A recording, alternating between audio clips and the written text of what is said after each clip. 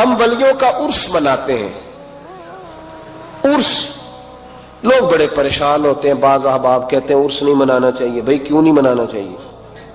سنو، عرس کا لفظ کہاں سے آیا. آپ نے جلدی جلدی میری باتیں سمجھنی ہے، مضمون زیادہ ہے، وقت تھوڑا ہے. آپ کو اٹھانا جگانا نہ پڑے اور ایک ایک بات آپ نے فٹافٹ یاد کرتے جانا ہے، تاکہ نا وہ جو ہر سال آپ کو سوالوں کے جواب دینے پڑتے ہیں نا، ایک دفعہ یاد ہو جائیں آپ کو. یہ جمعہ اس طرح پڑھا کریں آپ حضرات جیسے بندہ سبق پڑھنے آتا ہے، تاکہ اسے سبق صحیح کر کے یاد ہو جائے. نبی پاک علیہ السلام نے فرمایا جب میرا مومن جب قبر میں جاتا ہے تو فرشتے 3 سوال پوچھتے ہیں. من ربو کا، تیرا رب کون ہے؟ ما دینو کا، کس مذہب کا ماننے والا ہے؟ ما کنت تقول فی حق ھذا الرجل، بتا دنیا میں مصطفیٰ کے بارے میں کیا کہتا تھا، ان کے بارے میں تیرا عقیدہ کیا تھا؟ بھئی ہم نے تو کھل کے کہنا ہے، ہم کہا کرتے تھے بالغ العلا بکمال. بچے کو آتا ہے، ہم نے کہنا ہے بالغ العلا بکمال، کاشف الدجا بجمال ہی، حسنت جمیع خصال ہی، کیونکہ صلو علیہ. ہمیں تو یاد ہے، رٹا لگا کے یاد کیا ہوا ہے. سوتے ہوئے کو بھی ذرا چھیڑ دینا کوئی بالغ العلا تو سارا سنا دیتا ہے. سوئے سنی کو بھی یاد ہے، بالکل سویا ہوا اس کو بھی یاد ہے. تو ہم نے تو کہہ دینا ہے. وہ ڈھونڈتے پھریں گے کہ میں کہا کرتا تھا حدوں میں رہنا چاہیے، اتنی بات کرنی چاہیے، اتنی نہیں کرنی چاہیے. ہمیں تو یاد ہے. ہمارے تو آپ یقین کریں بڑی سادی سی بی بی سے کبھی پوچھیں کہ کوئی نعت شاعت آتی ہے تو وہ بھی کہہ دیتی ہے تیرا کھاوا تے تیرے گیت گاوا یار. بالکل ان پڑھ سادی، بالکل یہ بات اسے بھی یاد ہے. اور آپ یقین کریں ہمارے تو بوڑھوں کو، دیہاتیوں کو بھی حضرت حلیمہ کی ساری باتیں آتی سارا. انہوں نے تو کہہ دینا ہے بالغ العلا بکمال ہی، کشف الدجا بجمال، حسنت جمیع خصال صلو علیہ. فرمایا جب صحیح جواب دے گا نا 3 سوالوں کا تو فرشتے کہیں گے نم کا نومت العروس. حدیث مشکات ہے. فرشتے اس بندہ مومن سے کہیں گے یوں سو جا جس طرح پہلی رات کی دلہن سوتی ہے. نم کا نومت خوشیاں سمٹی ہوتی ہیں اس کے دامن میں. آج نا اس کی سوچ پرواز وہ کہیں پہنچ گئی ہے، اس کا ایک معیار بن گیا زندگی کا. وہ بات کو تکلف میں نہ لینا، اس کا حسن لینا. جس کو پتہ چل جائے میں سہاگن ہو گئی، جس کو پتہ چل جائے میں سہاگن ہو گئی، اس کی پرواز ہوتی ہے بلندی کی کہ میرا اب کوئی گھر ہے، میں اب ایک مکمل زندگی گزارنے والی ہوں. بھائی فرمایا فرشتے کہتے ہیں نم کا نومت العروس، اس طرح سو جا جس طرح پہلی رات کی دلہن سوتی ہے، کیونکہ اس سے اس کے دلہا کی ملاقات ہے. ولی سے بھی کہا جاتا ہے سو جا، آج تیری رب رسول سے ملاقات ہے. وہ اس عروس سے لفظ عرس نکلا ہے. اس عروس سے لفظ، اس کا لغوی معنی شادی کے. ہم ہر سال عرس مناتے ہیں، گویا وہ دن مناتے، یاد رکھنا، گویا ہم وہ دن مناتے ہیں جس دن ولی اللہ کی نبی پاک سے ملاقات ہوئی. ہم ہر سال وہ، میری بات کی سمجھ آ گئی آپ کو؟ عرس والا لفظ کا مسئلہ حل ہو گیا. اب آگے چلیں. کہتے ہیں ہر سال کیوں مناتے ہو؟ پڑھ لو امام فخر الدین رازی کو، پڑھو حضرت امام خازن کو، تمام تفاسیر پڑھیں. تمام نبی کریم سید عالم صلی اللہ تعالی علیہ وآلہ وسلم ہر سال شہدائے احد کے مزاروں پہ جاتے. حضور ہر سال شہدائے احد کے مزاروں پہ ہر سال حضور جاتے. قریب تھا نا احد کا پہاڑ، مہینے کے بعد چلے جاتے. ہر روز جاتے کو منع تو نہیں نا بھائی، لیکن نبی پاک کیا کرتے؟ ہر سال جاتے. حضور کا وصال ظاہری ہوا تو حضرت ابو بکر صدیق بھی ہر سال جاتے. جناب صدیق اکبر کا وصال ہوا تو حضرت عمر بھی ہر سال جاتے. حضرت عمر کے بعد جناب عثمان غنی بھی ہر سال جاتے. حضرت عثمان کے بعد مولا علی بھی ہر سال جاتے. حضرت عمر بن عبدالعزیز کہتے ہیں میں نے جب یہ طریقہ پڑھا تو میں بھی ہر سال جاتا. کہتے ہیں 1 سال نہیں گیا تو حضرت امیر حمزہ میری خواب میں آ گئے، کہنے لگے پکا یارانہ لگا کے پھر چھٹی نہیں کرنی چاہیے، تو ہے ہی نہیں یار، تو پہنچا ہی نہیں. اور بھائی احد کے شہید جو تھے وہ تو بخشے ہوئے، ان کو تو قرآن کہتا ہے وَلَا تَقُولُوا لِمَن يُقْتَلُ فِي سَبِيلِ اللَّهِ أَمْوَاتٌ. لیکن حضور پھر بھی ہر سال ان کے مزارات پر اسی سے ہم نے نکالا ہے کہ ہر سال اللہ کے بندوں کا عرس منانا چاہیے. سال کے بعد اللہ کے بندوں کا عرس آپ جب احد کے شہیدوں کے مزاروں پہ آج بھی مدینہ شریف جائیں گے تو آپ کو یاد تازہ ہوگی کہ انہوں نے جہاد کیا تھا، یہ شہید ہوئے تھے، انہوں نے حضور کے نام پر جانیں دی تھی۔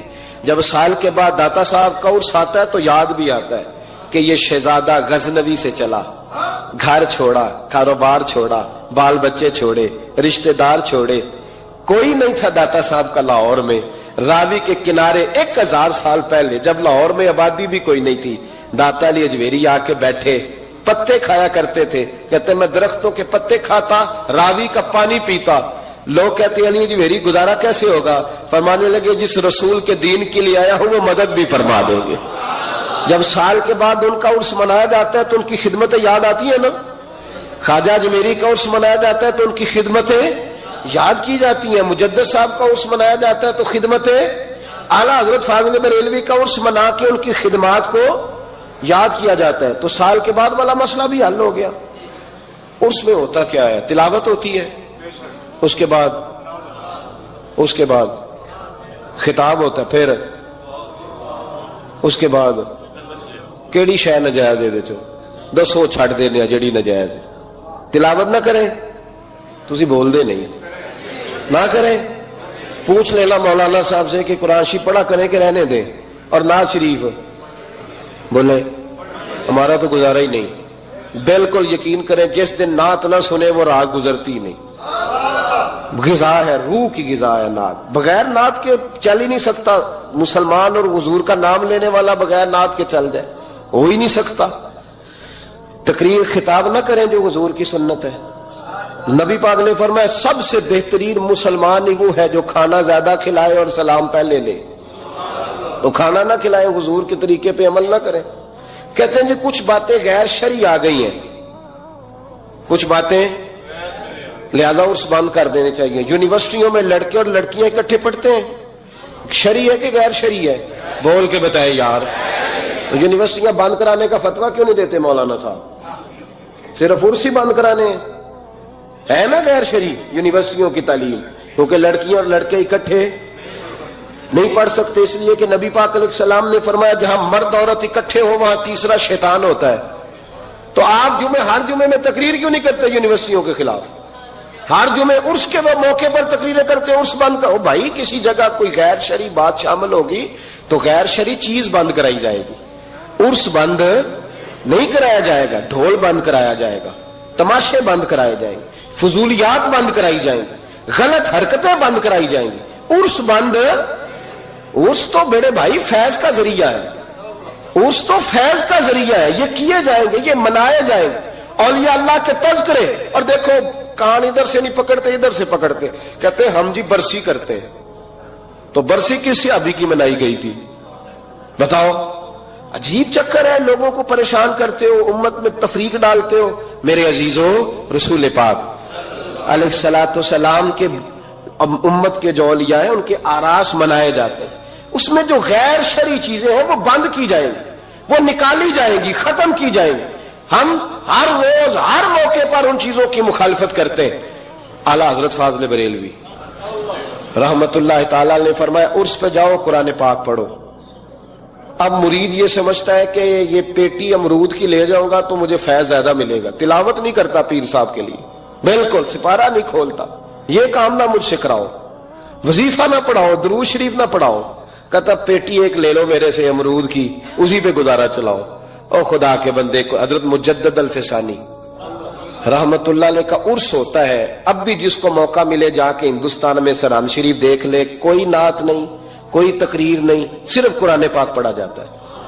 ان کے صاحبزادے کہتے ہیں میرے ابا جی کو قرآن پاک سے پیار ہی بڑا تھا، جو میرے والد کی قبر پہ آئے قرآن پاک پڑھے۔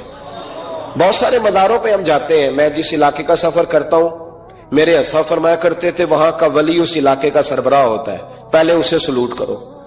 میں جاتا ہوں جس علاقے میں جاتا ہوں اس علاقے کے ولی کے مزار پہ جاتا ہوں۔ میں چشتیاں گیا، مہار شریف خواجہ نور محمد مہاروی رحمت اللہ علیہ کے مزار پر میں نے حاضری دی، آپ یقین کریں کلیجہ پھولوں کی طرح ٹھنڈا ہو گیا۔ جو جہاں غلطیاں ہیں وہ تو لوگ روز بیان کرتے ہیں، پر جہاں اچھائیاں وہ بھی تو بیان کرنی چاہیے نا۔ خواجہ صاحب کے مزار کی چاروں جانب بیٹھ کے بچے قرآن پاک کی تلاوت کرتے ہیں اور سارا دن قرآن پڑھا جاتا ہے۔ مدرسہ خواجہ صاحب نے زندگی میں قائم فرمایا میرا دل کرتا ہے میرے دائیں بائیں قرآن پاک پڑھا جائے. تو یہ بھی بات سناؤ نا, وہاں کی بھی تصویر چڑھاؤ, یہ بھی لوگوں کو بتاؤ کہ ایسے بھی دربار ہے جہاں سارا دن قرآن پڑھا جاتا ہے. یہ آپ کے پاکستان میں چشتیہ جا کے تجربہ کر لیں. لیکن لوگ اچھی باتیں بیان کرنے کو تیار ہے. وہ ایک ملنگ سجدہ کر رہا تھا تو میں نے کہا وہ جاہل ہے, وہ کرے سجدہ تو کرتا رہے, ہمارا اس سے کیا تعلق. علم کی بات کرو, کسی سمجھدار آدمی کی بات کرو. آپ ان پڑھ بندہ اٹھا کے لے آئیں گے اور دلیل بنائیں گے اس کو. میرے رسول پاک علیہ الصلوۃ والسلام کی امت کے اولیاء کے مزار پہ چادر چڑھائی جاتی ہے. بڑی ذمہ داری سے کہہ رہا ہوں, جس نے لڑائی کرنی ہو کوئی حرج نہیں, ہم پہلے بھی بڑا تیار رہتے ہیں باتیں سننے کے لیے. اعلیٰ حضرت سے پوچھا گیا قبر پر چادر چڑھانی جائز ہے؟ فرمایا صرف ایک.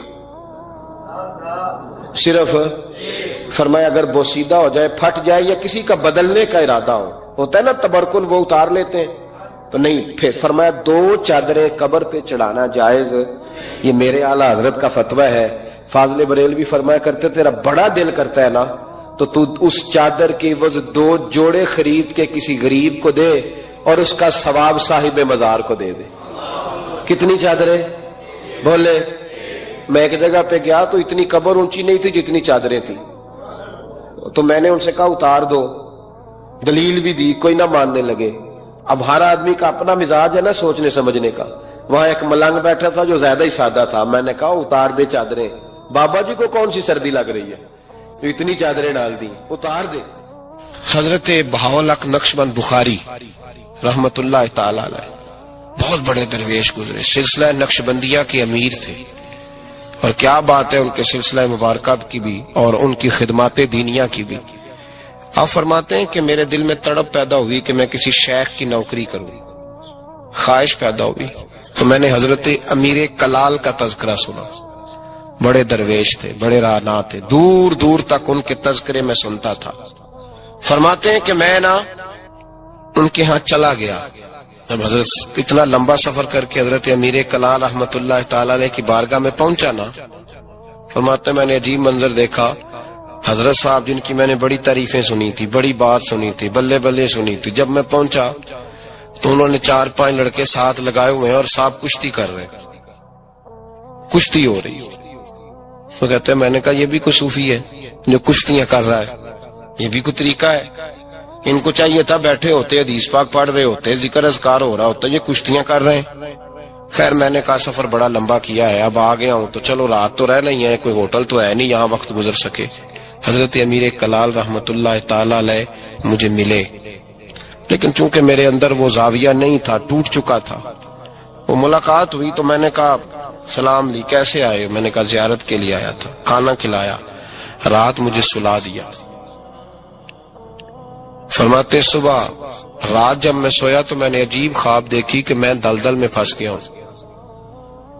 جتنی باہر نکلنے کی کوشش کرتا ہوں اندر دھستا چلا جاتا ہوں. اچانک میری خواب میں حضرت امیر کلال تشریف لائے اور آ کے انہوں نے میرا بازو تھاما, اللہ اکبر کہا اور مجھے باہر نکال دیا. فرماتے میں جب اٹھا تو پسینے سے شرابور تھا, حالت میری بڑی عجیب تھی.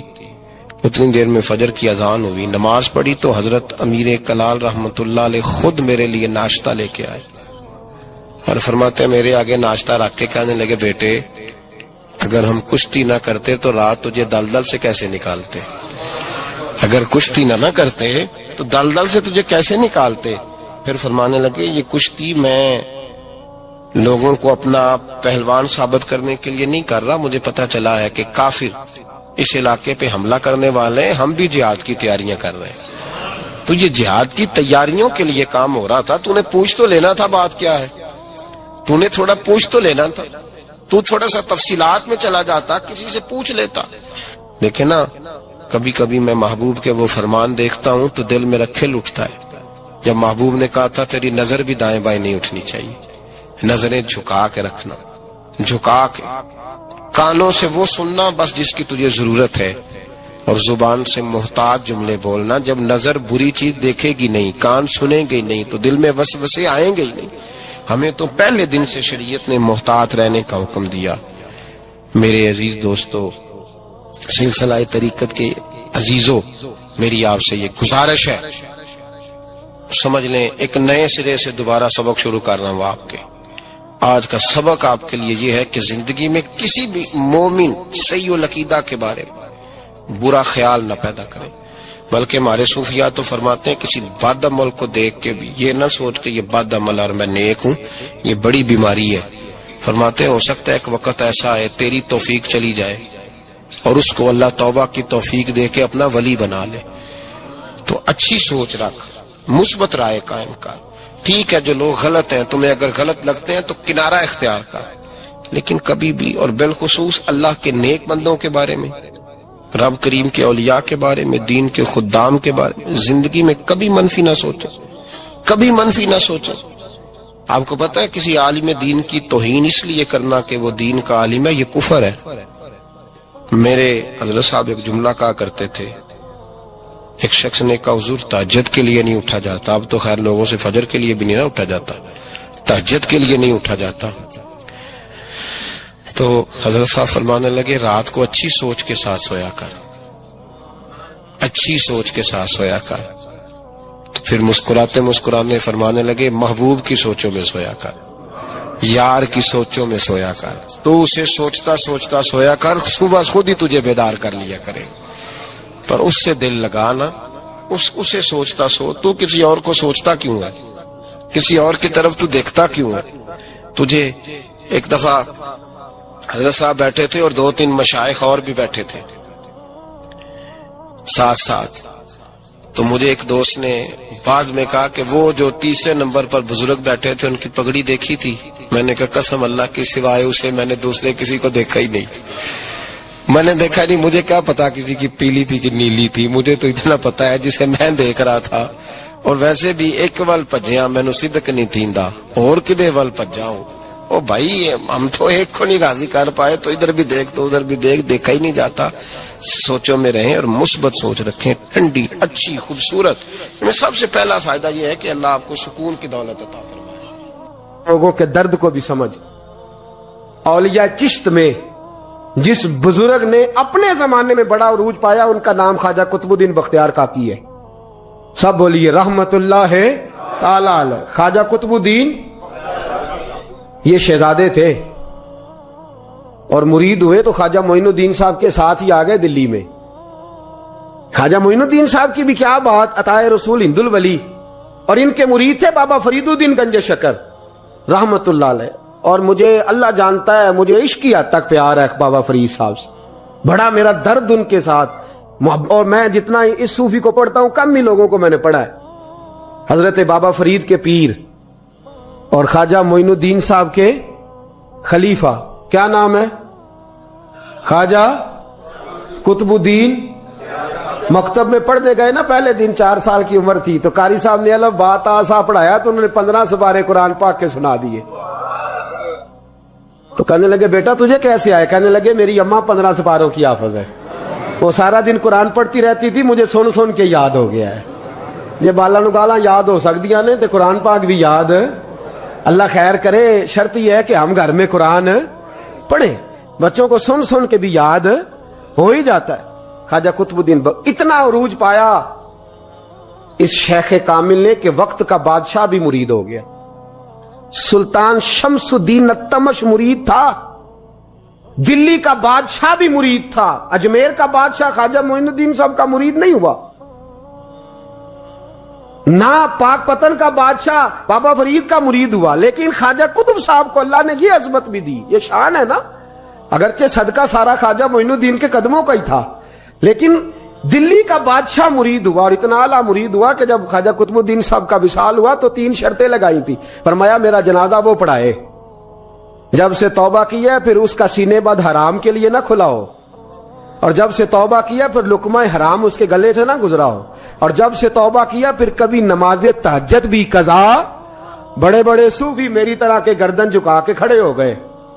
7ویں صف سے دلی کا بادشاہ نکل آیا، کہنے لگا پیرا ساری زندگی میں نے پردہ داری سے عبادت کی تھی، تو جاتی دفعہ مجھے بے نقاب کر گیا ہے۔ اتنا بڑا انہوں نے شخص تیار، اور حال یہ تھا لوگ کہتے ہیں کہ فلانا آدمی امیر آدمی ہے تو حضرت صاحب کا تعلق پیر صاحب کا تعلق زیادہ ہے، تو اس کی عمارت نہ دیکھ، کبھی کبھی اس کی پرہیزگاری بھی دیکھ، اس کی خدمت گزاری بھی دیکھ۔ خواجہ قطب الدین صاحب پہ بھی الزام لگتے رہے، ایک الزام یہ بھی لگا کہ قریب چلے گئے. ہوا کیا؟ جب بادشاہ مرید ہوا تو کہنے لگا حضرت جی میں نے بادشاہی نہیں کرنی, میں نے اب خانقاہ میں رہنا ہے. تو فرمایا بیٹا تو چھوڑ دے گا تو کوئی ظالم بیٹھ جائے گا. تو حضور پھر کیا حکم ہے؟ فرمانے لگے تو نے کرنی ہے. تو کہا حضور آپ وہ کہاں ہوتے ہیں, میں کہاں ہوتا ہوں, دل ہی نہیں لگتا. تو آپ فرمانے لگے میں ڈیرا اٹھا کے تیرے قریب لے آتا ہوں. خواجہ صاحب 1 کلومیٹر کے فاصلے پر ڈیرا اٹھا کے لے آئے. فرمانے لگے میں تیری تربیت کرتا رہوں گا, تو مخلوق کا بھلا کرتے رہنا. صلی اللہ علیہ, تو حضور کی امت کا اللہ اکبر. وہ قریب, اس وقت بھی لوگوں نے بڑی باتیں کی کہ دیکھو جی بادشاہ تھا نا تو پیر صاحب ہی نیڑے آ گئے. لوگ دیکھتے نہیں کہ اصل بات کیا ہے. خیر وقت گزر گیا, بادشاہی مرید ہو گیا, تو پھر دلی سارے میں اسلام, اتنا عدل انصاف. ہندوؤں کو بات پسند نہ آئی, انہوں نے کچھ مسلمان خرید لیے. سلطان شمس الدین التمش بیٹھا ہے دربار میں, جاگ رہے ہیں نا آپ لوگ سب, کہیے صلی اللہ علیہ. بڑی غور سے سننے والی بات. ایک دن سلطان شمس الدین تمش دربار میں بیٹھا ہے, قاضی عدالت بھی بیٹھے ہیں, مقدمات سنے جا رہے ہیں. باہر سے رونے کی آواز آنے لگی, چیخنے چلانے کی. بی بی بیان کر رہی, کیا ہو گیا کیا ہو گیا. وہ ٹال لگے ہوتے تھے بادشاہوں کے, وہ بجنے لگے, زور ہونے لگا. بادشاہ نے کہا اس فریادی کو جلدی بلاؤ. وہ اندر عورت آئی تو چیخ چیخ کے رو رو کے اس نے اپنے کپڑے پھاڑ پھاڑ کے, برا حال, 2 مہینے کا بچہ. لوگ اس کی آہو زاری پر اس کی طرف متوجہ. بھی کیا ہوا, پانی پلاؤ بٹھاؤ, یہ کیا ہو گیا. کہنے لگی لٹ گئی, عزت برباد ہو گئی, تباہ کر دی گئی. میں کیا ہوا؟ کہنے لگی بادشاہ ایک شخص میرا غیر شرعی خامند بنا, پھر مجھے حمل ہوا, پھر میری گود میں یہ بچہ ہے 2 مہینے کا. اب گئی ہوں تو وہ کہتا ہے کہ میرا تو تیرے سے تعلق ہی کوئی نہیں. بادشاہ کہنے لگے یہ سلطان شمس الدین تمش کی جگہ ہے, اور میں نے رسول اللہ صلی اللہ علیہ وسلم کے دین کے مطابق حکومت استوار کی ہے. کون ہے جو تیرے ساتھ؟ ابھی گردن نہ کاٹ دوں گا, بات کر کون ہے. کہنے لگی تو کچھ بھی نہیں کرے گا, کوئی کچھ نہیں کر سکتا. لوگ کلمے چھوڑ کے بیٹھ گئے, توجہ ادھر ہو گئی. پراپوگنڈے بڑا اثر کرتے ہیں معاشرے پہ. رنگ ایسا عجیب ہے, انداز ایسا عجیب ہے. فرمایا بات تو کر. اس عورت کی آواز گونجی تو حالات ہی خراب ہو گئے. کہنے لگی بادشاہ حوصلہ پیدا کر سننے کا. کہا تو بات کر. کہنے لگی میرے گود میں جو بچہ ہے یہ قطب الدین بختیار کاکی کا ہے, یہ تیرے پیر کی ناجائز اولاد ہے. اٹھاؤ, پروفیسر سلیم چشتی نے پی ایچ ڈی کی ہے, وہ لکھ رہے ہیں اس واقعے کو. تیرے پیر کا ناجائز بچہ ہے. ہاتھ کانپنے لگے بادشاہ کے. کہنے لگے یا اللہ کبھی تو قیامت برپا کر دے تو معاملہ ٹھیک ہو جائے, میں تیری زبان کھینچ دوں گا تیری گرد. تو نے بات کیسے کی؟ کہنے لگی میں نے کہا تھا نا تیرے اندر حوصلہ نہیں, میری عزت تار تار ہو گئی اور تو پیر بچا رہا ہے. اللہ اکبر. سلطان شمس الدین تمش آسمان کی طرف دیکھ کے کہنے لگے مولا مجھ مجرم کو جس کی برکت سے اٹھا کے تو نے مسجد میں پہنچایا, آج مجھے تو نے کس امتحان میں ڈال دیا. یہ کیا رنگ تو نے زندگی کا بنایا ہے. کہنے لگی بلا اسے, اڑاب گردن. اللہ اکبر. خواجہ قطب الدین بختیار کاکی, ذرا اس جگہ پہ اپنے آپ کو کھڑا کر کے دیکھ میرے دوست. جو شخص دلی کے بازار میں نکلے تو دکانیں بند ہو جائیں, عورتیں گھروں میں گھس جائیں, جس کے نام پر چرچے ہوں دین کے, وہ شخص لاٹھی ٹکاتا ٹکاتا. عرس منانے آسان ہے, ڈھول ڈمکے کر کے گھروں کو جانا آسان ہے, پر ذرا ان کی راہوں کا مسافر تو بن انہوں نے انداز کیا اختیار کیا. حضرت خواجہ قطب الدین بختیار کاکی خبر پھیل گئی. اتنی شہرت پاکیزگی کی نہیں ہوئی تھی جتنی اس جرم کی ہوئی. لاٹھی ٹکاتے ٹکاتے جب پہنچے نا بادشاہ کے دربار میں, بادشاہ اٹھنے لگا, قاضی اٹھنے لگا, لوگ اٹھنے لگے, تو قطب الدین بختیار کاکی کی آنکھوں میں آنسو آئے. مانے لگے بیٹو بیٹھ جاؤ, آج میں پیر بن کے نہیں آیا, میں مجرم بن کے آیا. اور کہا میرے مالک کا انصاف بھی دیکھو, دلی کا پیر آج دلی کی عدالت میں اپنے نا کردہ جرم کی صفائی دینے آیا. بڑی لاٹھی پہ ٹیک لگائی. دلی کی گلیاں بھی روتی ہیں کہ یہ کیا رنگ, اللہ یہ تیرا کیا رنگ ہے. یہ تے میں گڈی تے ہاتھ ڈور سجن دے, او جنج رکھے اونج رہن ہے. वाजिब नहीं जे विच शरीयत मंदा खसम नू कहना ए तन मेरा कंगी होवे मैं जुल्फ सज्जन दी वावां पोश मेरे दी जुत्ती बन जाए मैं यार दी कदमी आवां मारो मारो मैनू मार मुकाओ कोई यूजर ना पेश ले आवां जे सोना ही मेरे दुख विच राजी जे सोना ही मेरे दुख विच राज ते मैं सुख नू चुल्हे डावां पर यार फरीदा कदी बिल पे सोना यार फरीदा जे कदी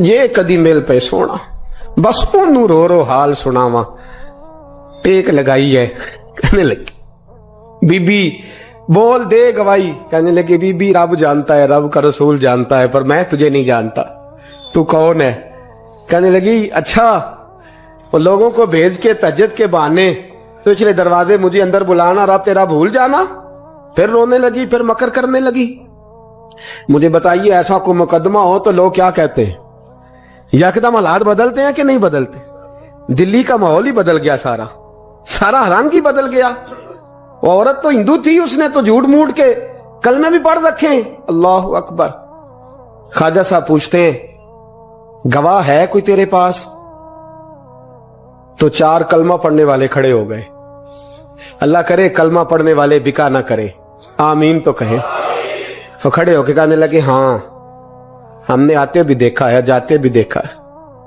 ख्वाजा कुतुबुद्दीन साहब ने नजर उस्मान की तरफ उठाई कहने लगे अच्छा जो तेरी मर्जी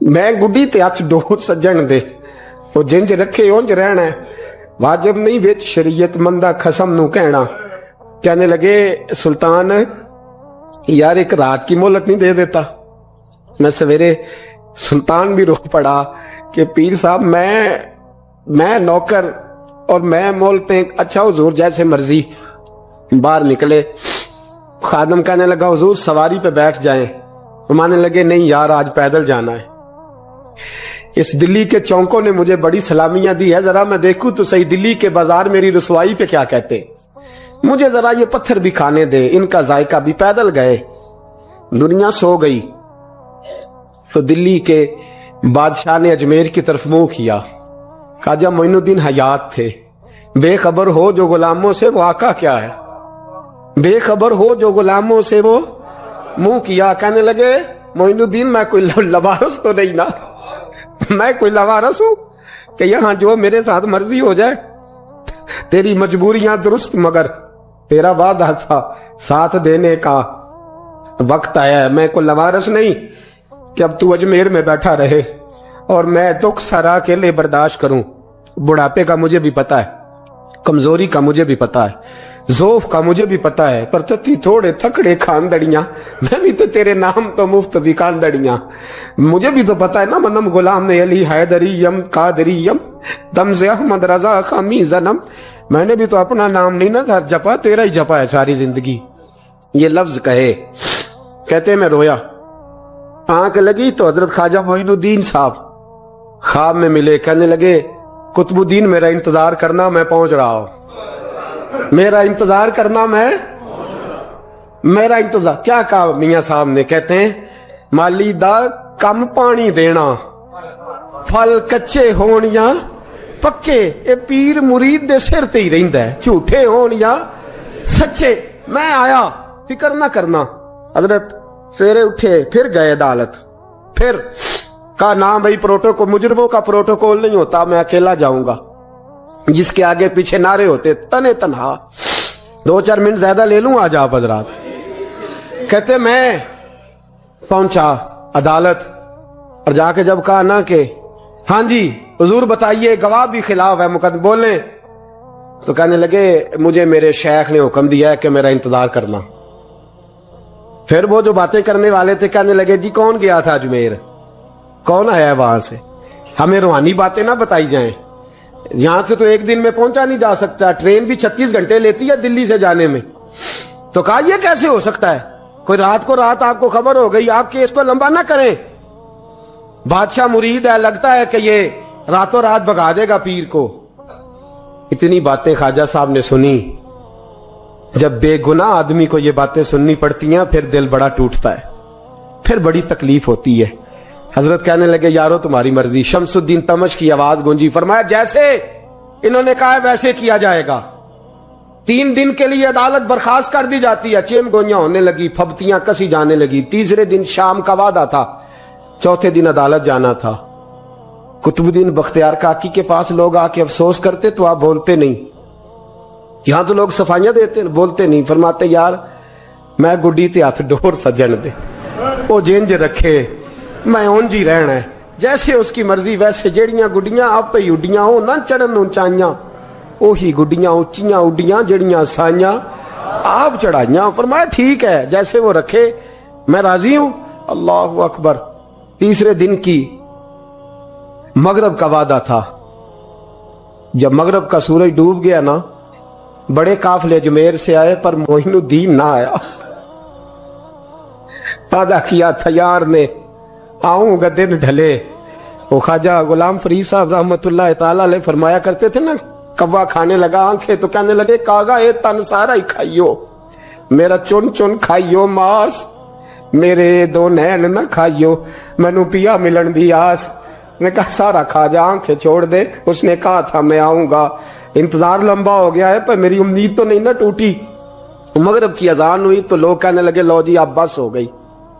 ख्वाजा कुतुबुद्दीन साहब ने अल्लाह अकबर कह के मगरब की जमात जब मैदान में खड़ी की तो अपनी भी चीख निकल गई, आए नहीं।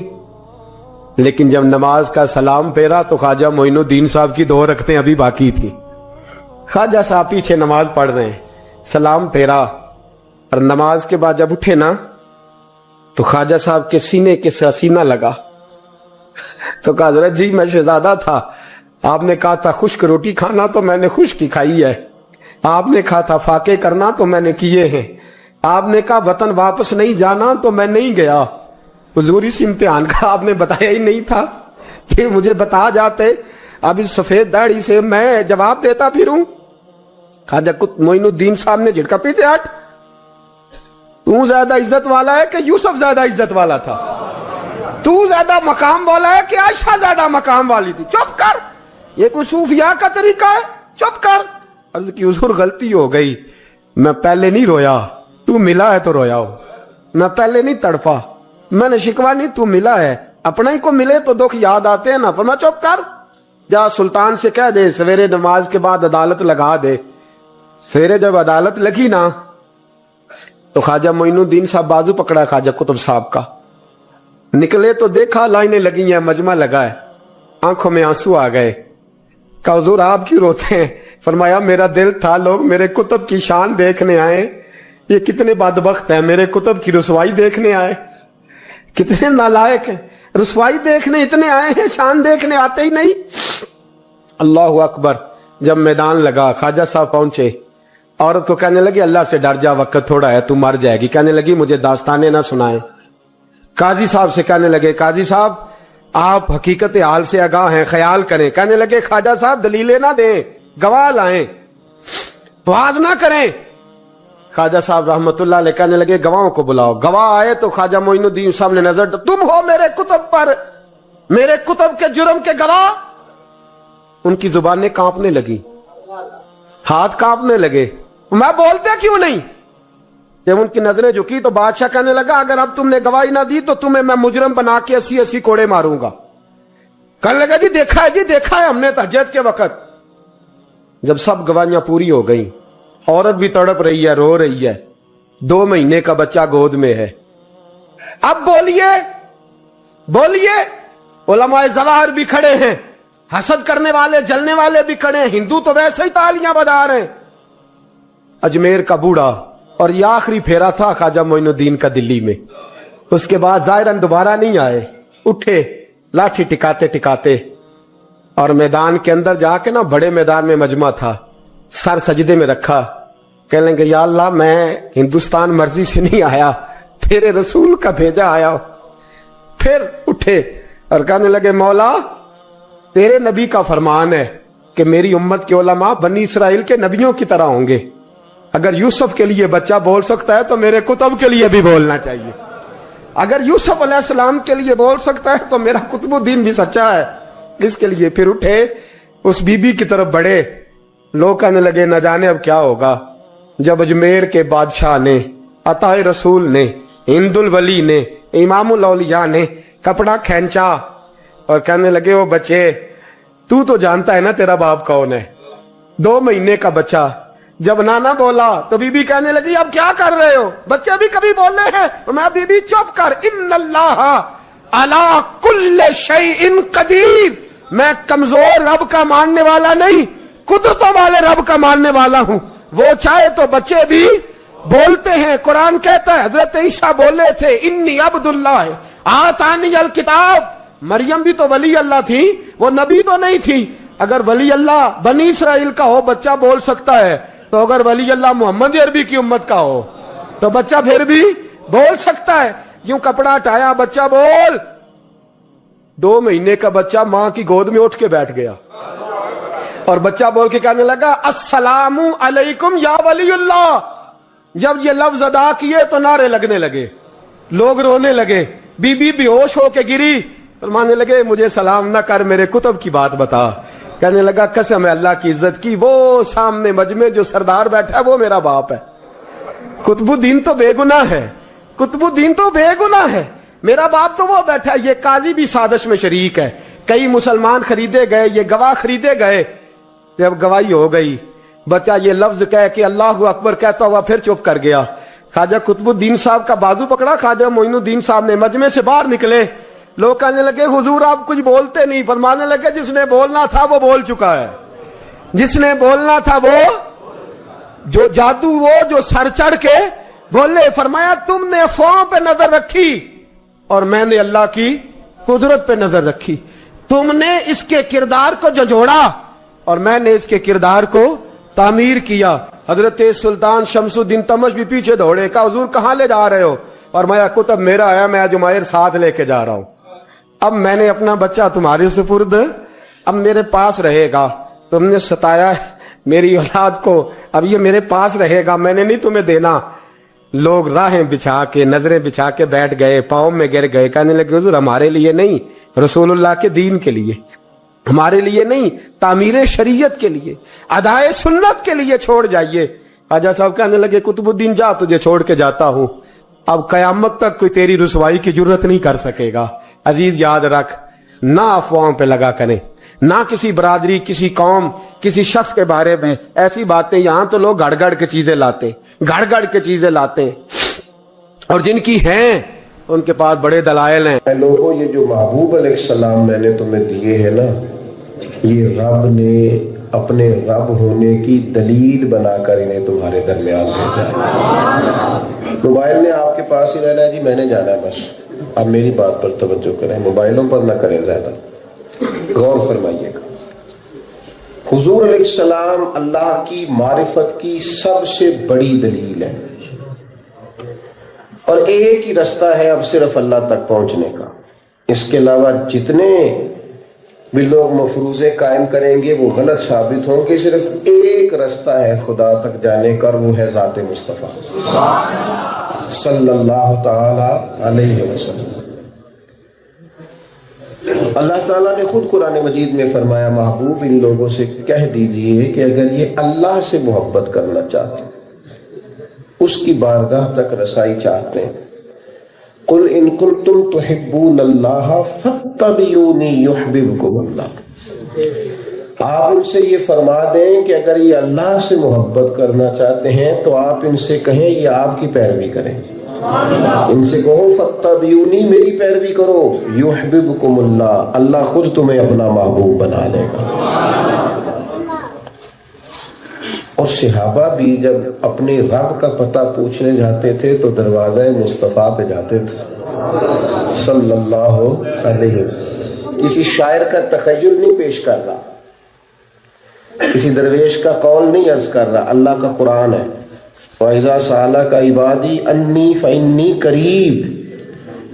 اے محبوب علیہ السلام, جب میرے بندے آپ کے پاس آ کے میرے بارے میں پوچھیں تو آپ ان سے کہہ دیں کہ ان کا رب ان کے قریب ہی ہے.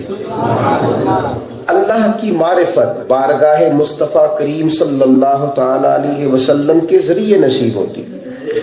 ایک تو ہمارا آج کا جو معاشرہ ہے، اس معاشرے کے اندر انسان ساری زندگی دوسروں کو سمجھنے پہ لگا دیتا، اپنے آپ کو سمجھتا ہی نہیں۔ جتنا دھیان لوگ لوگوں کا رکھتے ہیں اس سے آدھا کبھی اپنا رکھے نا، تو بڑا سارا انقلاب طبیعت میں پیدا ہو جائے اور بڑی ساری تربیت ہو جائے۔ یاد رکھیے گا، اللہ کی معرفت کا حصول، اپنے مالک کو پہچاننا، اپنے رازق کو جاننا، کریم رب تک رسائی حاصل کرنا، ہمیں نا نبی پاک علیہ السلام نے کھول کے بتایا ہے کہ ان کاموں سے اللہ راضی ہوتا ہے، ان کاموں سے اللہ ناراض ہوتا ہے۔ ایک ایک بات حضور علیہ السلام نے ہم تک پہنچائی تو صحابہ بھی سمجھ گئے تھے کہ ذات خدا تک اگر پہنچنا ہے تو اس کا ایک ہی ذریعہ ہے کہ مدینے والے معبود کی چوکھٹ سے ہو کے گزرا جائے۔ چلے نہ ایمان دو قدم بھی اگر تیرا ہم سفر نہ ٹھہرے، چلے نہ ایمان دو قدم بھی اگر تیرا ہم سفر نہ ٹھہرے، اور تیرا حوالہ دیا نہ جائے تو زندگی معتبر نہ ٹھہرے۔ لبوں پہ ایاک نستعین ہے پر اس حقیقت پہ بھی یقین ہے، اگر تیرے واسطے سے مانگوں کوئی دعا بے اثر نہ ٹھہرے۔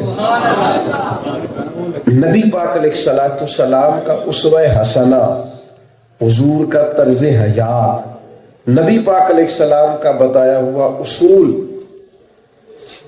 وہی اللہ کی بارگاہ تک لے کے جائے گا۔ آپ دیکھیے صحابہ اس بات کو سمجھ گئے تھے، پورے طور پر وہ اس بات کا ادراک رکھتے تھے، ان کو انشراح صدر حاصل ہو گیا تھا کہ بہرحال ہمیں ذات مصطفیٰ کریم علیہ السلام تک پہنچنا ہے، رسائی حاصل کرنی۔ حضور علیہ السلام نے ایک یہودی سے گھوڑا خریدا یا اونٹ خریدا تو وہ مکر گیا، بعد میں کہنے لگا میں نے نہیں بیچا، سیاستہ میں حدیث موجود ہے۔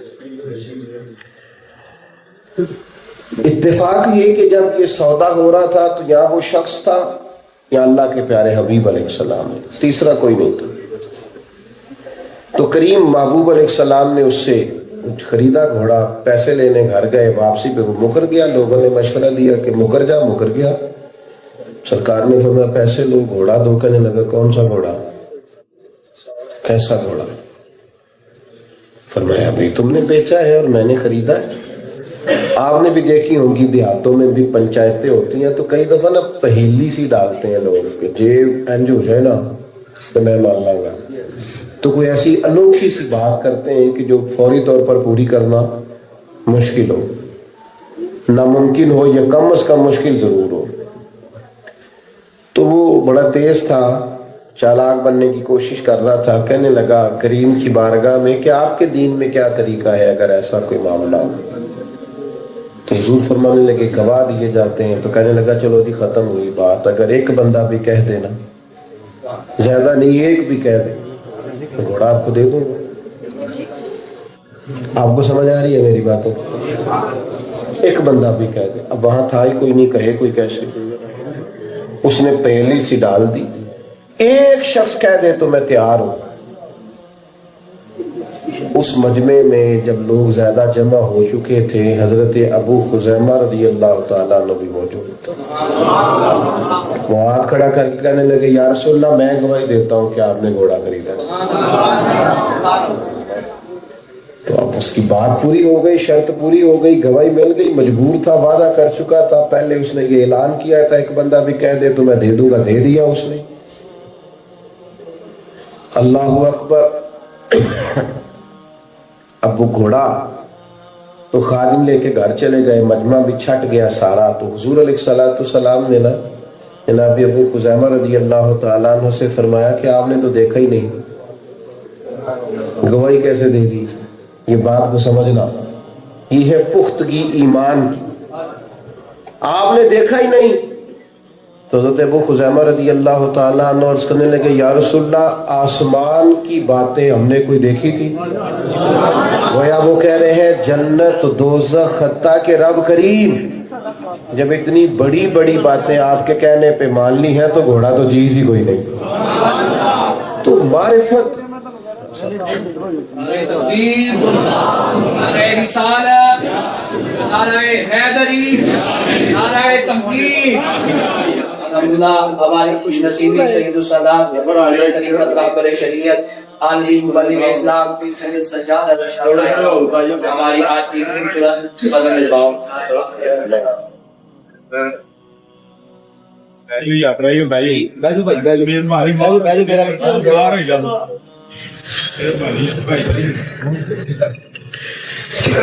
ماشاء اللہ حضرت صاحب قبلہ تشریف لے آئے، محفل میں مزید رونق بڑھ گئی. اللہ تبارک و تعالیٰ اس حاضری کو اپنے حضور قبول فرمائے. تو میں جو بات عرض کر رہا تھا اس پر توجہ فرمائیے گا کہ انہوں نے کہا کہ اتنی اتنی بڑی باتیں آپ کے کہنے پر مان لی.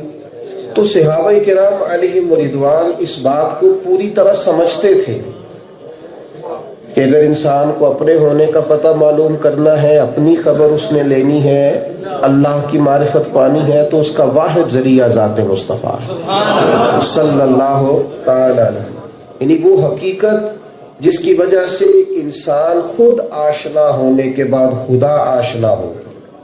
وہ حقیقت یہ ہے کہ وہ صحیح معنوں میں دروازہ رسول پہ حاضر ہو، نبی پاک علیہ السلام کی معرفت حاصل کرے، حضور کی بارگاہ تک پہنچے، حضور کا اسوہ حسنہ، سرکار کی سنت، حضور کی ادا، نبی کریم علیہ السلام کی تعلیمات، آپ کے ارشادات، آپ کی جتنی جتنی لوگ معرفت پاتے جائیں گے، غلامی کرتے جائیں گے، اسوہ نور کو اپناتے جائیں گے، اتنا اتنا اللہ کی معرفت پاتے جائیں گے.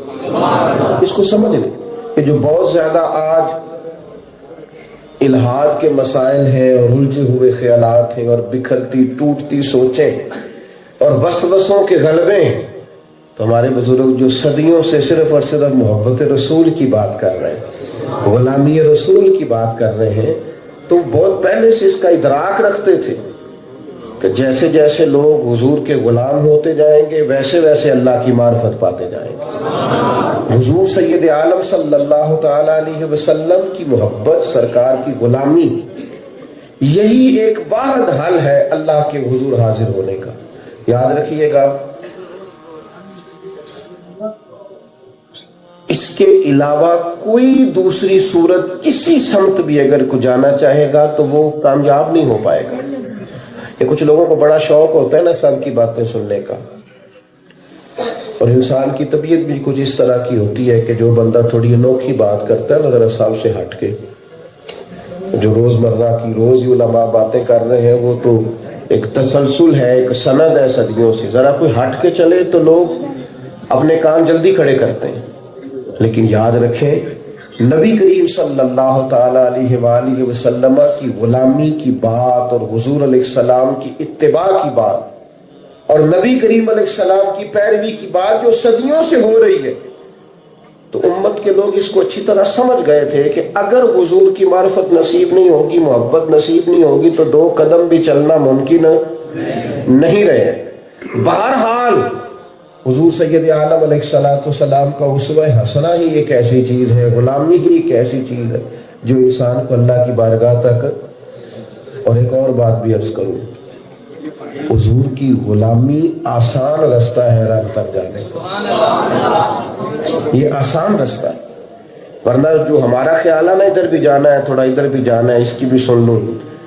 حضرت عمر رضی اللہ تعالیٰ عنہ کو نبی کریم علیہ السلام نے محدث کہا ہے اس امت کا، اور فرمایا عمر کی زبان پر حق بولتا. حضرت عمر فاروق ہے اور فاروق اعظم ہے، لیکن حضرت عمر تورات شریف پڑھ رہے تھے مسجد نبوی شریف میں بیٹھ کر. آپ بات کو سمجھیے گا. اب جناب عمر رضی اللہ تعالیٰ عنہ کو جو اللہ نے استقامت عطا فرمائی ہے اور جو ایمان کی پختگی انہیں نصیب کی ہے، اس کی تو کوئی گرد راہ تک نہیں پہنچ سکتا. لیکن حضرت عمر رضی اللہ تعالیٰ عنہ تورات پڑھ رہے تھے. فرماتے ہیں نبی کریم علیہ السلام تشریف لے اور مجھے تورات پڑھتے ہوئے دیکھا تو حضور کے چہرے پر میں نے ناراضگی کے آثار دیکھے. نوجوان اس کو سمجھیں. فرماتے ہیں کہ میں جلدی سے حاضر بارگاہ ہوا اور عرض گزار ہوا یا رسول اللہ صلی اللہ علیہ وسلم معاف کر دیں حضور کیا ہوا؟ تو نبی پاک علیہ السلام نے فرمایا عمر تم تو رات پڑھ رہے ہو، مجھے اللہ کی عزت کی قسم اگر آج حضرت موسیٰ علیہ السلام حیات ظاہری میں ہوتے تو میرا کلمہ پڑھ کے میری شریعت پر عمل کرتے، انہیں تو میرے پیچھے چلنا تھا، تم تو رات کیسے پڑھ رہے ہو؟ اس کو سمجھ لیں آپ بات کو، آپ کو نہ درجنوں حدیثیں ملیں گی کتب احادیث میں، اسلام کا ایک اپنا مکمل نصاب زندگی ہے اور وہ پورا ہے، کسی چیز کسی شخص سے کوئی چیز ادھار لینے کی ضرورت نہیں۔ دیکھیں نا مونچھیں رکھنی ہے نا، داڑھی اور مونچھوں کا معاملہ ہی ہے نا، تو اس کو بھی آزاد نہیں چھوڑا، فرمایا مونچھیں پست رکھنا داڑیاں بڑی رکھنا، لفظ ہے فرمایا یہودیوں کی مخالفت کرنا، یعنی آپ نے پگڑی باندھنی ہے نا، امامہ ہی باندھنا ہے نا، تو امامہ باندھ لیں، آزاد نہیں چھوڑا، فرمایا یہودی بغیر ٹوپی کے امامہ باندھتا ہے، تم نے ٹوپی پر امامہ باندھنا ہے، ان کی مخالفت کرنی، ہمیں وہ طرز اختیار نہیں کرنا، اس لیے کہ دین کامل ہے مکمل ہے، اور اسوہ رسول صلی اللہ تعالی علیہ وسلم واحد ذریعہ ہے اللہ کے حضور تک پہنچنے کا، اس کے علاوہ کوئی شخص بھی کوئی رستہ اختیار کرے گا تو کامیاب ہو، اور پھر میں کہہ چکا ہوں کہ یہ آسان بھی ہے، اس لیے کہ نبی پاک کی ساری سیرت واضح ہے، صحابہ کرام علیہم رضوان نے ہر چیز روایت کی، ہر چیز، یہاں تک کہ سرکار نے بات کرتے جو اشارہ کیا نا انہوں نے وہ اشارہ بھی روایت کیا، جہاں سرکار مسکرائے ہیں بات کرتے انہوں نے حضور کا مسکرانا بھی روایت کیا ہے، یعنی ایک چیز، ایک حدیث ہے حضور علیہ السلام نے فرمایا میں اور یتیم کی پرورش کرنے والا اس طرح جڑ کے جنت میں جائیں گے جیسے میری 2 انگلیاں جڑی ہوئی، ساری آپ احادیث دیکھ لیں، جس کتاب میں یہ حدیث ملے گی نا ساتھ سرکار کا اشارہ بھی ملے گا، انہوں نے ہر چیز کی تلاوت کر کے اپنی آنکھوں میں اچھے طریقے سے محفوظ کر نظروں سے تلاوت کر کے ہمارے سامنے روایت کی ہے، بلا وجہ نہ الجھا کرے، بلا وجہ دائیں بائیں نہ جایا کرے، یہی معقول رستہ ہے اور یہی آسان رستہ ہے، باقی مشکلات ہے، تصوف اور طریقت کے نام پر بھی نا بہت سارے بے دین اپنی دکانداری چمکاتے ہیں، خطرناک دھندا کرتے ہیں، کوئی پیر صاحب ہو اور اگر ساتھ وہ جمعے کا خطبہ بھی دیتے ہو تو کہتے ہیں کہ مولوی صاحب نے، یعنی پیر اس کو کہتے ہیں جو بالکل جاہل ہو، معاذ اللہ، اس کو کچھ نہ آتا ہو، وہ تو اللہ تعالیٰ خیر کرے، بعض آستانوں پہ تو یہ رویہ بھی ہے، دعا کرانے کے لیے بھی مولوی صاحب رکھے ہوئے، دعا بھی کوئی اور کرائے گا، خدا کے بندے 4 جملے دعا کے بھی تو یاد نہیں کر سکا، کس طرح کی معرفت، کس طرح کا عنوان ہے کہ حروف ابجد تک کا نہیں پتا، یہی رستہ ہے سنت اور شریعت کا، یہی واضح ہے، یہی آسان ہے۔ حضرت بہلول دانا رحمت اللہ علیہ گزر رہے تھے ہارون رشید کے محل کے قریب سے، تو وہ اوپر ٹہل رہا تھا اوپر والی منزل پہ، اس نے نیچے دیکھا کہ درویش گزر رہا ہے، اوپر والے سپاہیوں سے کہا کہ ٹوکری نیچے پھینکو، یہ درویش مجھے فوراً چاہیے، انہوں نے اوپر سے ٹوکری پھینکی، نیچے حضرت بہلول دانا تھے، نیچے جو سپاہی تھے انہوں نے زبردستی پکڑ کے ٹوکری میں بٹھایا، اوپر والا رسی کھینچ لی، 2-3 منٹ لگے، زبردستی بلا لیا، آپ کو اچھا نہیں لگا، لیکن بادشاہ لوگ پھر بادشاہ ہی ہوتے ہیں نا، میں اکثر کہتا ہوں 2-3 لوگ ایسے ہیں جن کا پیر بھی کوئی نہیں ہوتا، ایک بندہ اگر زیادہ مالدار ہو جائے یا زیادہ تعلیم والا ہو جائے دنیاوی طور پر، یا کوئی منصب رکھتا ہو تو پھر وہ خود ہی پیر ہوتا ہے، وہ پیروں کو بھی مشورے دیتا ہے، الا ماشاء اللہ۔ تو بادشاہ تھا، بادشاہ کو کیا لگے حضرت صاحب نے بیٹھے ہیں تو کہنے لگا حضور ناراض نہ ہوئیے گا، ایک مسئلہ پوچھنے کے لیے بلایا، فرمانے لگے بھی کیا انداز ہے تیرا مسئلہ پوچھنے کا، زبردستی پکڑ کے اوپر بلایا، مسئلہ پوچھنا پوچھو، بڑے دھیمے لہجے میں گھٹنوں کے بعد ہارون رشید بیٹھ گئے اور کہنے لگے حضور یہ بتائیے گا آپ رب تک کیسے پہنچے، کیسے اس کی معرفت پائی، یہ رنگ، یہ کیف، یہ سرور، یہ سادگی، یہ کٹیا میں بھی پورا وجد کیسے ہوا؟ اللہ کے بندے الجھایا نہیں کرتے، واضح واضح باتیں کرتے. ان کے ہاں کوئی ایسا فلسفہ نہیں ہوتا جو کسی کی سمجھ میں نہ آئے. اللہ تک کیسے پہنچے تو مسکرا کے فرمانے لگے وہ جس طرح ابھی زمین سے تیرے تک نہیں پہنچا ایسے ہی اللہ تک بھی پہنچا. اور بادشاہ تھا نا، اب کیسے سمجھ میں بات آئے؟ کہنے لگا جی میں سمجھا نہیں. فرمانے لگے بادشاہ سلامت، دیکھنا یار، میرا اگر تجھ سے ملنے کو جی چاہتا تو میں پہلے کوئی درخواست لکھتا، پھر کسی کے کوئی سفارش کراتا، پھر وہ کہیں جمع ہوتی، پھر تو کوئی ٹائم دیتا کہ فلانے دن آ جانا، پھر جب میں آتا تو ہو سکتا ہے لائنیں لگی ہوتی، مجھے بھی لائن میں لگنا پڑتا، پھر میری باری آتے پتہ نہیں تیرا موڈ کس طرح کا ہو چکا ہوتا. جب میں چاہتا تو پتہ نہیں کتنا ٹائم لگ جاتا، اور جب تو نے چاہا ہے تو 1 منٹ بھی نہیں لگا. مانا کہ محبت کے سفر میں ہر گام پہ 100 مشکل ہے، لیکن یہ سفر آسان بھی ہے اگر ساتھ تمہارا ہو جائے. تم نے چاہا ہے تو 1 منٹ بھی، دیکھو کیسے آ گیا. بس میں اللہ تک جانا چاہتا تو مشکل تھا، پتہ نہیں جا سکتا تھا کہ نہیں، لیکن جب رب نے چاہا، اس کریم نے چاہا تو پھر 1 منٹ بھی نہیں لگا. تو رب کہتا ہوں میری معرفت پانے والوں، ایک ہی رستہ ہے اور آسان رستہ ہے. قل ان کنتم تحبون اللہ فاتبعونی یحببکم اللہ.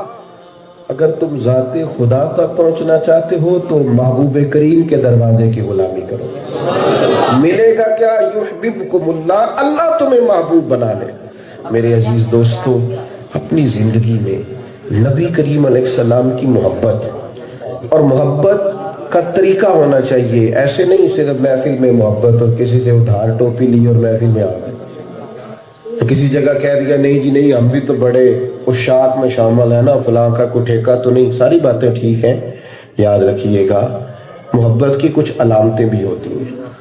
کبھی تنہائی میں اکیلے بیٹھ کے درود و سلام خود بخود بھی زبان پہ جاری ہو جانا چاہیے. کبھی کبھی انسان سوچے آج میں نے کچھ نہیں کرنا سارا دن، بس اپنے نبی کی صورت اور سیرت کو پڑھنا. کبھی اس کا خیال آئے کہ رات کو آج کچھ نہیں کرنا، میں نے اکیلے میں کسی جگہ نعت شریف چلانی ہے اور ساری رات حضور کے ذکر پاک میں رہنا. کچھ کیفیات بھی تو ہو نا. محفل میں تو سارے ہی عاشق رسول ہوتے ہیں، سارے ہی نمازی ہوتے ہیں. کچھ میں کہتا ہوں حضور نے فرمایا اپنی اولاد کو اپنے نبی کی محبت سکھاؤ. ہمارے بچوں کو پتہ ہوتا ہے آج کل ابا کے حالات کیسے ہیں، کیونکہ وہ ہماری ادائیں بتاتی ہیں میں ٹینشن میں ہوں یا سکھ میں ہوں. تو گھر کے اندر بھی ماحول اسی طرح کا بنا ہوا ہوتا ہے. تو کبھی ایسا بھی تو ہو نا ابا بستر میں رو پڑے، بچے اماں سے پوچھیں کہ کیا بات ہے، والد صاحب کو کبھی پریشان اتنا دیکھا نہیں. تو کہ بیٹا تمہارے والی بات نہیں، کبھی بتائیں تو صحیح ہوا کیا. تو جب ضد کرے بچے تو پھر ماں کہے بیٹا کچھ بھی نہیں، بس تمہارے باپ کو نا حضور کا مدینہ یاد آ گیا. پھر دیکھنا یہ ادا سینکڑوں لیکچرز پر بھاری ہوگی کہ اولاد ایک نیا رنگ اختیار کرے گی، لیکن شرط یہ ہے کہ محبت کا رنگ حقیقی ہو، کیف حقیقی ہو. وہ صرف کسی خطیب کی خطابت، نقیب کا اچھا جملہ، شاعر اور ادیب کے خوبصورت افکار نہ ہو، بلکہ عملاً اس کی صورتیں ہوں. اللہ کے حضور دعا کرتا ہوں جو میں کہہ سکا ہوں اللہ قبول فرمائے، اور جہاں بھول گیا ہوں اللہ تعالیٰ درگزر فرمائے. وما علینا الا البلاغ.